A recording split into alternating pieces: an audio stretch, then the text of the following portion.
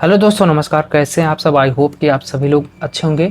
तो आज की जो क्लास है डीएलएड फर्स्ट सेमेस्टर वालों के लिए है।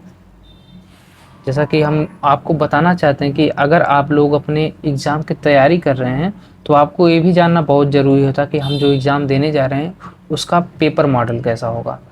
तो पिछली बार जो एग्ज़ाम हुआ था उसमें कैसा पेपर आया था, कितने क्वेश्चन आए थे, कितना पूर्णांक है, कितने समय में किया जाता है, सारे चीज़ को अच्छे से मैं डिस्कस करूंगा आप लोगों के साथ। तो आप लोग बस क्या कीजिएगा, पूरी क्लास को पूरा अटेंड कीजिएगा, सारे क्वेश्चन को देख लीजिएगा ताकि जो आप लोगों को आने वाले समय में दिक्कत ना हो।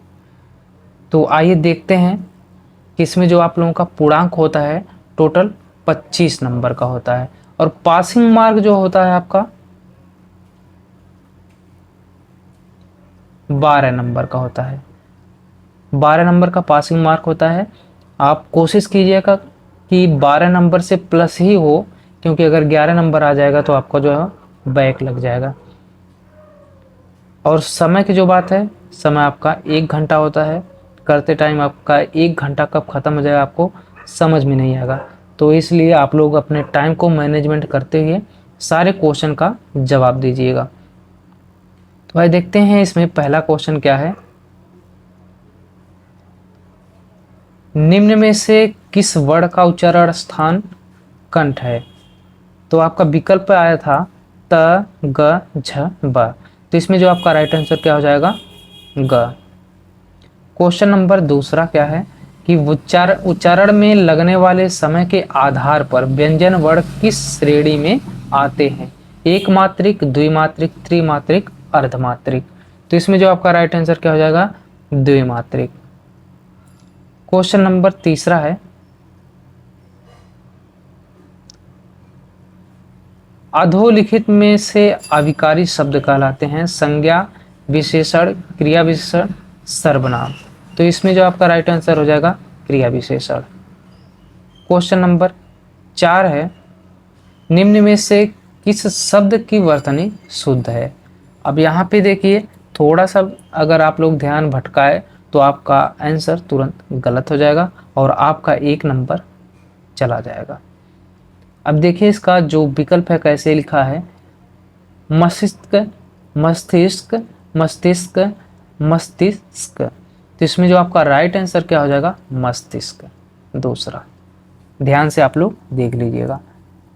क्वेश्चन नंबर 5वां है, हिंदी वर्णमाला में अर्धस्वर के अंतर्गत आने वाले वर्ण हैं अंक, अ, ढ़, ढ़, य, व, रि, स्र। तो इसमें जो आपका राइट आंसर क्या हो जाएगा? य, व।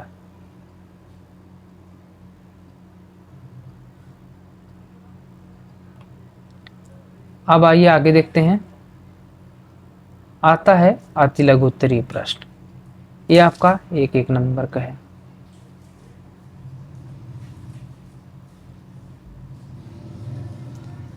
क्या कह रहा है कि वाचन कितने प्रकार का होता है? नाम उल्लेख कीजिए।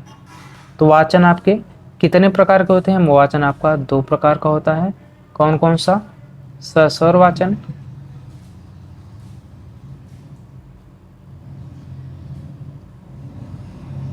और मौन वाचन। सस्वर वाचन और मौन वाचन। सस्वर वाचन क्या होता है? जो हम बोल के पढ़ते हैं, और मौन वाचन जो हम मन मन में ही पढ़ते हैं। समझ गए? क्वेश्चन नंबर अब आपका आता है 7वां। हिंदी भाषा में कारकों की संख्या कितनी होती है? किन्हीं 2 कारकों का नाम लिखिए।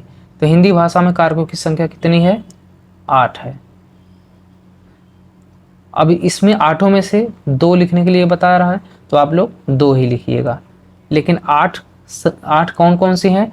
जैसे आपका हो गया कर्ता, कर्म, करण, संप्रदान, अपादान, संबंध, अधिकरण, संबोधन। ये आपके 8 जो है कारक है और इसमें से 2 ही आपको लिखना है। तो आप कोई भी लिख सकते हैं, कर्ता कर्म लिख सकते हैं, कर्म करण लिख सकते हैं, या संबंध अधिकरण लिख सकते हैं, कोई भी लिख दें। 2 आप लोगों को लिखना है।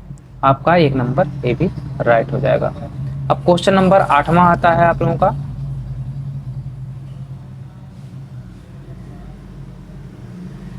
क्वेश्चन नंबर 8 है कि ज्ञ संयुक्त व्यंजन किन व्यंजनों से मिलकर बना है। तो जो ज्ञ बना है ज और य से मिलकर बना है। 1 नंबर आपका ये भी करेक्ट हो जाएगा। क्वेश्चन नंबर 9 है मौखिक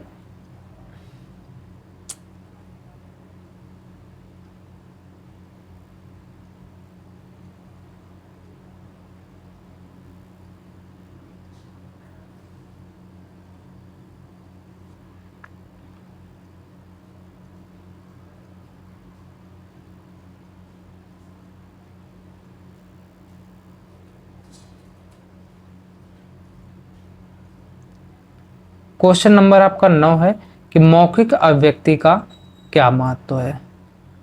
तो इसमें जो आपका देखा जाए तो मौखिक अभिव्यक्ति जो है इसका महत्व है कि विचारों और भावनाओं को व्यक्त करने का माध्यम है, सामाजिक संवाद और संबंध स्थापित करने का के लिए सहायक है, ज्ञान को जो है आदान प्रदान करने के लिए सहायक है मौखिक अभिव्यक्ति। ठीक, तो आपका 10वां क्या कहता है कि लिपि और ध्वनि का आपस में क्या संबंध है।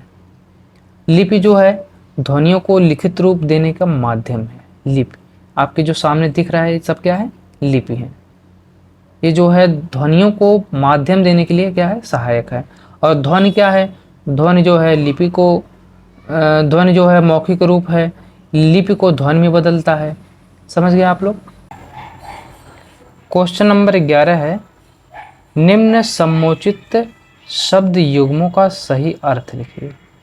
अब इसमें जो आप लोगों को दिया है अनल, अनिल, सकल, शकल। तो अनल का मतलब क्या होगा, आग, और अनिल का मतलब होगा हवा। अब वैसे ही सकल, सकल का मतलब होगा संपूर्ण, और सकल का मतलब क्या होगा, चेहरा। समझ गए। क्वेश्चन नंबर 12 लघु उत्तरी प्रश्न। वन और पर्वत शब्द के 5 पर्यायवाची लिखिए। वन और पर्वत के। फिर क्या है, क्वेश्चन नंबर 13 है प्रारंभिक स्तर पर लेखन सिखाने की विधियां बताइए। तो इसमें क्या हो जाएगा, जैसे चित्र विधि हो गई, मांटेसरी विधि हो गई जो इंद्रियों से समझते हैं, और अनुकरण विधि हो गई, खेल विधि हो गई।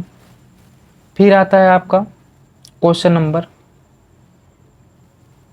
14 वाक्य के आवश्यक गुण कौन कौन से हैं। वाक्य के आवश्यक गुण, तो ये आपके क्या है, सार्थक हो गए। सार्थकता का मतलब क्या होगा, वाक्य के सभी शब्दों का कोई अर्थ हो। ठीक, और क्या हो, आकांक्षा हो, यानी आकांक्षा का मतलब क्या हो, वाक्य अपने अर्थ को पूरा करने में किसी अन्य शब्द की अपेक्षा न करे। पद क्रम हो, शब्दों को सही क्रम में हो ताकि उसका जो है अर्थ अस्पष्ट हो। अब क्वेश्चन नंबर कौन सा आता है, क्वेश्चन नंबर आपका आता है 15। वर्णों का उच्चारण करते समय हमें कौन कौन सी सावधानियां रखनी चाहिए। तो वर्णों का उच्चारण करते समय हमें जो है शुद्धता का ध्यान रखना चाहिए। वर्ण जो हम बोल रहे हो उसमें शुद्धता हो, और क्या हो, अस्पष्टता हो।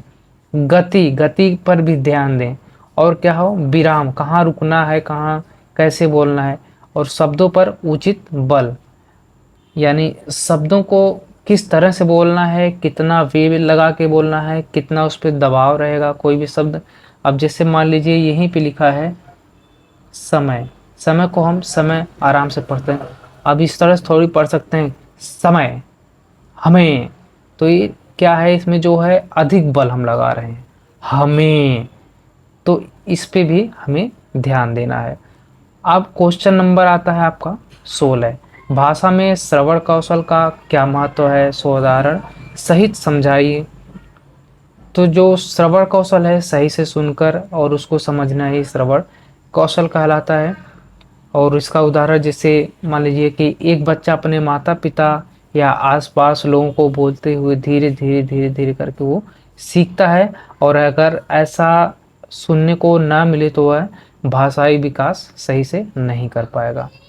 वैसे क्वेश्चन नंबर अब आपका 17 आ जाता है, लेखन में विराम चिन्हों का क्या महत्व होता है, उदाहरण सही समझाइए। तो विराम चिन्ह कहाँ पे हमको अर्ध विराम लगाना है, कहाँ पे पूर्ण विराम लगाना है, तो इन सब चीज़ों को ध्यान में रखते हैं। इसका महत्व क्या होगा आप लोग इसको और पढ़ लीजिएगा। फिर क्वेश्चन नंबर 18 में आता है कि भाषा में शुद्ध उच्चारण का महत्व क्या है। आप एक शिक्षक के रूप में शुद्ध उच्चारण कौशल विकसित करने के लिए कैसी रणनीति अपनाएंगे। ये आपका लास्ट क्वेश्चन था। तो ऐसे ही आपके क्वेश्चन आते हैं, देख लीजिए। तो आप लोग अपनी तैयारी को अच्छे से करिएगा और मैं आप लोगों को मैराथन क्लास दे दूंगा जिसमें आप लोगों का सारा क्वेश्चन कवर हो जाएगा। आप लोगों का हिंदी का 1-2 या फिर 3 मैराथन दे दूंगा या फिर एक ही में दे दूंगा। अभी कोई मैं वो नहीं किया हूँ कि मैं एक ही में ख़त्म कर दूंगा या 2 दूंगा। लेकिन आप लोग इस चैनल को सब्सक्राइब कर लीजिएगा ताकि कोई भी वीडियो आप लोगों से मिस ना होने पाए, क्योंकि इस पे आप लोगों के एग्ज़ाम से रिलेटेड सारे क्वेश्चन दे दिए जाएंगे जो इससे बाहर नहीं जाएगा और ये बिल्कुल फ्री रहेगा, कोई भी पैड नहीं रहेगा।